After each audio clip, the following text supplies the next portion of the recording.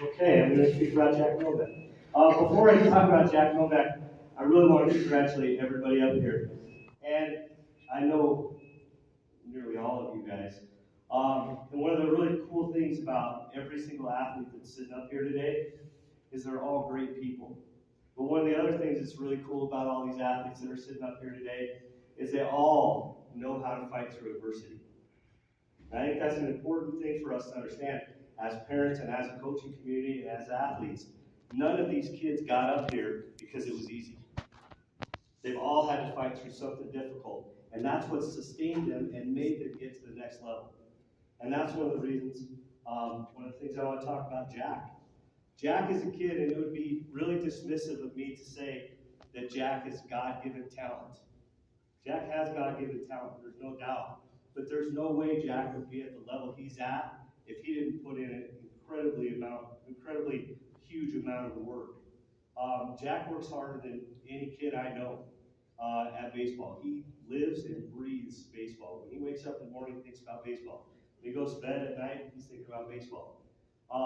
And he has had to deal with some adversity. He broke his hand last year, and that was difficult for him. He had to sit back and kind of watch his teammates go. And what was really cool about Jack is that he never lost the passion, the intensity, the dedication to doing what he needed to do to get back playing with us, and he never stopped supporting his teammates. One of those teammates was Bo. When Jack went down with a broken hand, we moved Bo over to shortstop. And again, Jack was Bo's biggest supporter.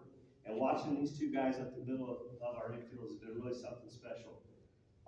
Jack, I love you to death too. I'm lucky enough that I get to come to work and I have Jack in my seminar. I also have Georgie in my seminar. So I have a couple of these athletes in my seminar, which means I've gotten to know them over the course of 4 years. I told Jack the other day I would adopt him. You know, I love them to death. I love both of these guys to death. And I'm really, really excited to see what Jack does at the next level.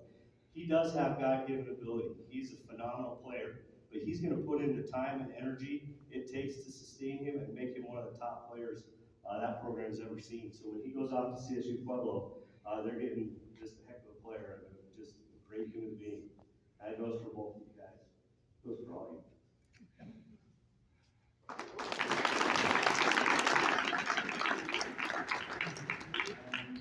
I really just want to thank a bunch of people. I mean, definitely coaching staff. I want to thank Johnson for always believing me and pushing me since freshman year, since I was a little 5'2", 115 scrawny little guy to get bigger and get better in general. I want to thank Whitey and Kennedy. They're not here.